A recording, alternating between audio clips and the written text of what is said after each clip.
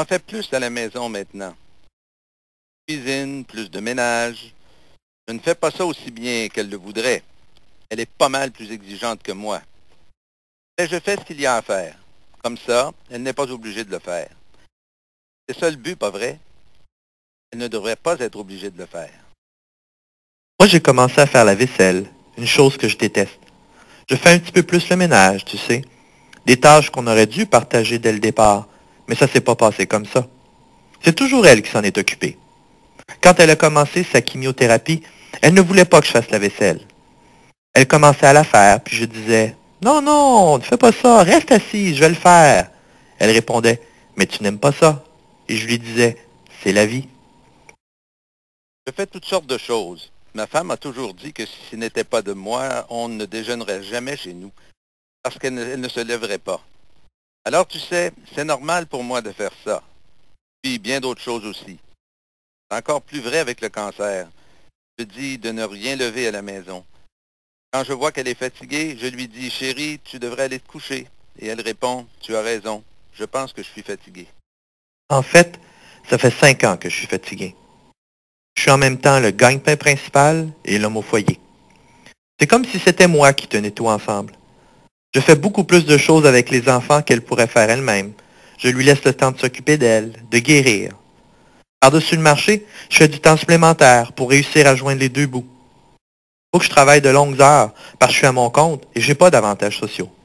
Résultat, je suis encore plus fatigué. Quand la maladie dure longtemps ou quand l'énergie prend du temps à revenir après les traitements, des tensions peuvent survenir entre les hommes et les femmes à propos des rôles de chacun. Quand elle est tombée malade, j'avais l'impression qu'elle avait peur que j'aie moins de temps pour m'occuper d'elle et de la maison, si j'avais des loisirs. Mais depuis quelques mois, on dirait qu'elle me donne plus l'impression que c'est correct. Que je peux sortir et faire des choses pour moi, comme appeler un chum et aller jouer au golf pendant une journée. Avant, elle disait que c'était correct, mais je ne la croyais pas vraiment. Les hommes s'impliquent souvent plus auprès des enfants qu'avant la maladie de leur conjoint. Pour certains, ça amène des émotions nouvelles. Pour d'autres, c'est simplement un prolongement et un approfondissement de ce qu'ils faisaient déjà.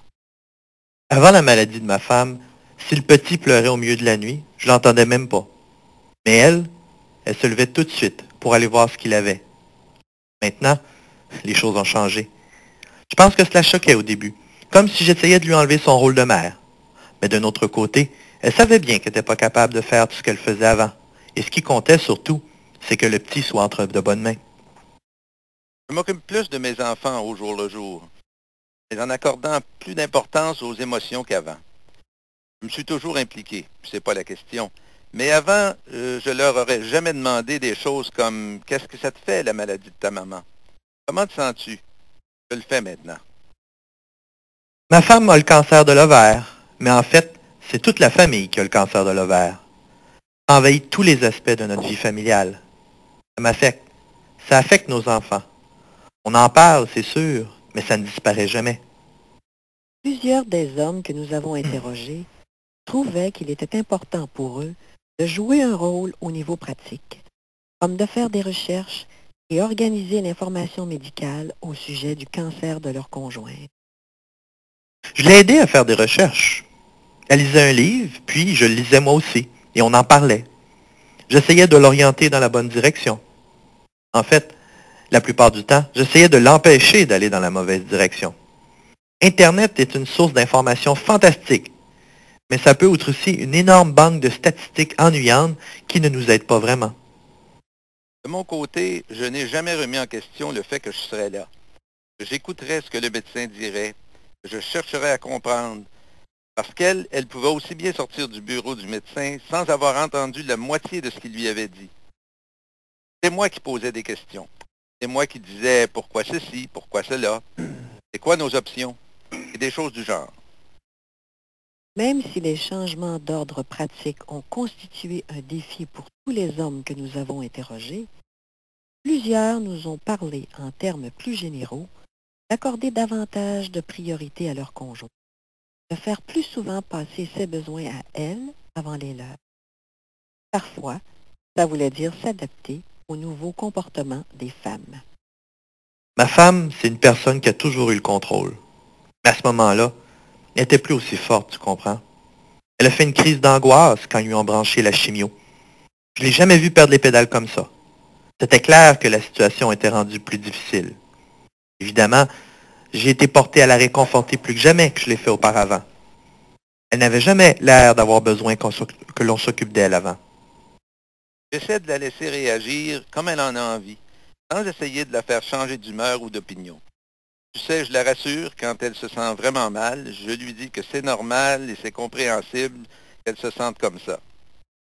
Parfois, elle était vraiment à l'envers.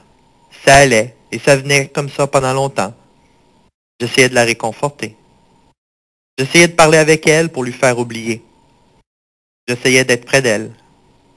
Je l'appelais à la maison, au travail, ce que je ne faisais pas avant. Je la prenais dans mes bras. J'essayais de faire tout ce que je pensais qu'elle aimerait, tout ce dont elle pourrait avoir besoin. Il arrive que les femmes remettent complètement en question ce qui est important dans leur vie. Les hommes trouvent difficile de savoir comment et jusqu'à quel point ils peuvent appuyer ces changements. Ça fait déjà plusieurs années qu'elle vit ce trip-là. Ça a commencé avec le cancer. Un genre de besoin d'accomplissement personnel, qu'on pourrait dire. Elle voulait que je suive des cours avec elle. Au début, ça ne m'attirait pas du tout. Puis, j'ai compris. J'ai lu quelque part que les couples pouvaient battre de l'aile si un des deux vivait quelque chose de nouveau et d'excitant, mais pas l'autre. Alors je me suis dit, OK, je vais réviser ma position. Et je me suis inscrit au cours. J'ai l'impression que je vais probablement apprendre des stratégies qui vont me servir dans mon travail. Mais surtout, je pense que ça va faire très plaisir à ma femme. Et juste ça, c'est une bonne raison pour le faire.